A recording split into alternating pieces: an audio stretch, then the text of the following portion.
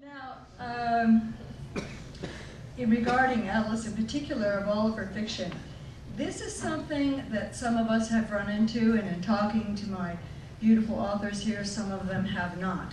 But it certainly is something that I have run into, and many of us have, throughout our knowledge and our interaction with other people about Ayn Rand and her works.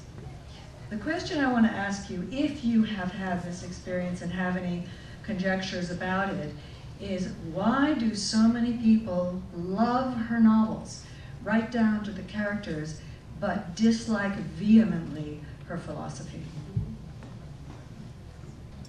Anybody? Yeah, when you asked it before, you asked it at dinner, I first thought, well, I don't know what their issue is, and maybe they should have to speak about it.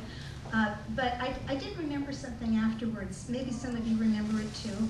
It was an article by Nora Ephron in the New York Times, and it was about The Fountainhead 25 years later. And she explained that when she read The Fountainhead, she thought that was a wonderful book, and she was out looking for a red-headed architect, failing at an architect or a redhead or whatever.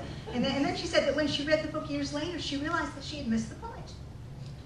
Okay, that she'd missed the point. So possibly, you know, some people who, for some, and certainly in her case, she seemed to have developed some kind of affection for the novel, but she missed the point, and then when she got the point, that was the end of that. I think someone wrote a letter to the editor at that time. Maybe you remember it. Do you remember the part about how can anyone miss the point in anything Ayn Rand has written?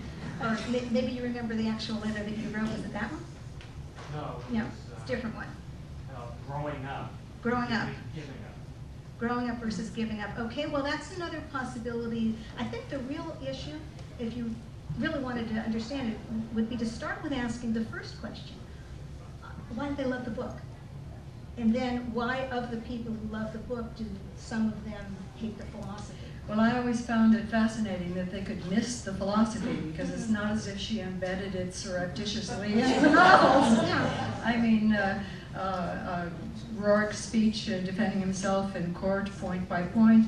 Blowing up the housing project, you can't miss that. That's right, that's right. John Galt, in the paperback alone, spends 56 pages espousing and explaining the philosophy point by point. So it always sort of mystified me. Well, you know Marcella read The Fountainhead. Yes, I do. Yeah.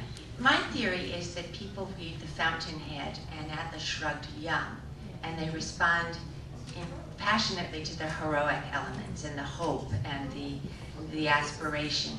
And that later on they hear other people talk about Ayn Rand's philosophy. They may or may not read the book again.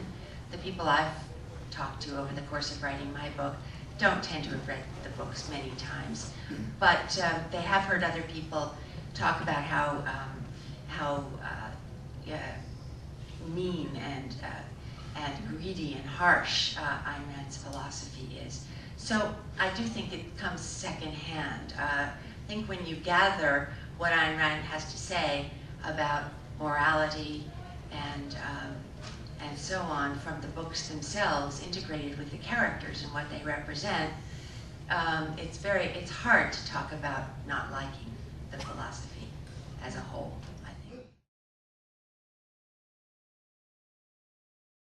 Mimi, can I get out of philosophy, the fire of philosophy, into the frying pan of politics for a moment?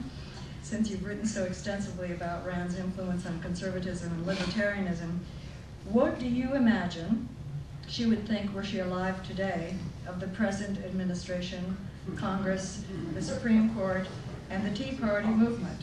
She lived through communist Russia, she lived through FDR and Lyndon Johnson.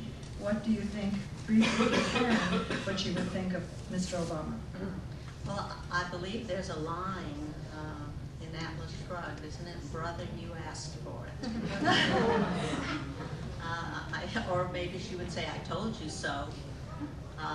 Because so many of the flaws and as I say in my chapter on The Road to Hell is paved with good intention, quite often our politicians tell us that they're doing things for our good, or they're going to oversee something, or they're going to stimulate the economy, or whatever the benevolent excuse is.